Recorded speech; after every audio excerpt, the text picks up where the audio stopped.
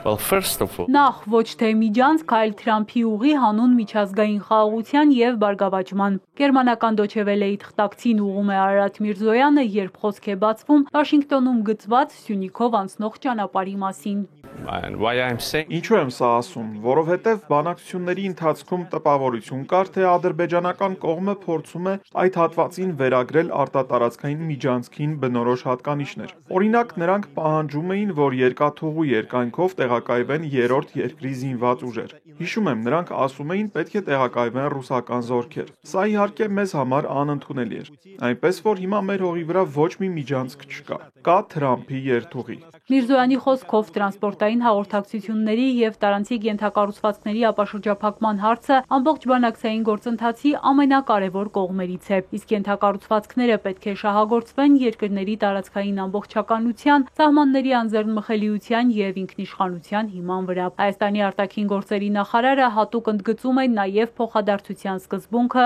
պնդում, որ այս պայմանավորվածությունների կյանքի կոչվելու պարագայում Երևանն ու Բաքուն, ինչպես նորմալ հարևաններ, փոխադարձաբար օգտվելու են միմյանց ճանապարհներից, ենթակառուցվածքներից, իսկ թե որ երրորդ երկիրն է ներգրավվելու Թրամփի ուղու կառավարման գործընթացում, Միրզոյանն այս անգամ էլ փակագծեր չի բացում։ Ընկերությունը, որն ընտրվելու է, պետք է արժանանա Հայաստանի և Ամերիկայի հավանությանը։ Գործակցության համար մենք բաց ենք բազմաթիվ երկրների համար։ Ես որևէ մեկին չեմ բացառում, բայց իհարկե կա մի քանի երկիր, որոնց դիմումը պոտենցիալ մերժելի է։ Ենթակառուցվածքների ապաշրջափակումից մինչև դելիմիտացիա, դեմարկացիա, Երևան-Բաքու խոսակցությունն առաջ է շարժվում, վստահեցնում է Միրզոյանը։ Ինչ վերաբերում է խաղաղության պայմանագրի վերջնական ստորագրմանը, վերահաստատում է, Հայաստանը պատրաստ է օր առաջ վերջնականացնել համաձայնագիրը, միայն թե Ադրբեջանն այստեղ դեռ նախապայմաններ ունի։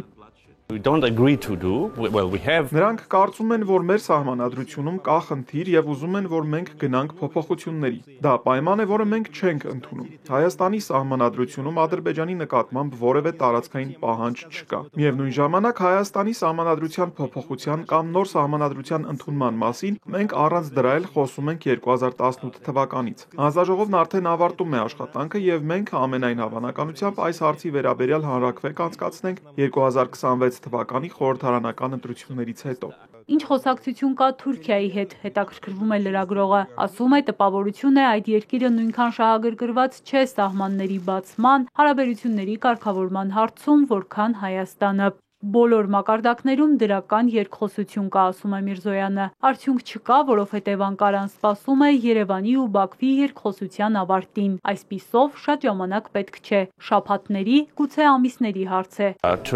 Մեր թուրք գործընկերներն ընդգծում են, որ չեն կարող գործընթացն ավարտել, սահմանները բացել, վերականգնել դիվանագիտական շփումը, քանի դեռ կարգավորված չեն Հայաստան-Ադրբեջան հարաբերությունները։ Այժմ համաձայնեցված է Երևան-Բաքու խաղաղության համաձայնագիրը։ Չկա որևէ վեճ համաձայնագրի տեքստի շուրջ։ Եվ հիմա անձամբ ես որևէ խնդիր չեմ տեսնում Հայաստան-Թուրքիա սահմանի բացման, դիվանագիտական շփման վերականգնման համար։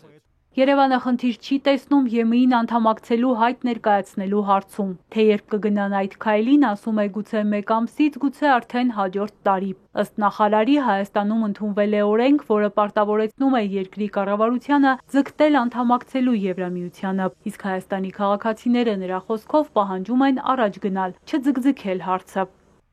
Էրմինե Ղարիբյան, Էպիկենտրոն։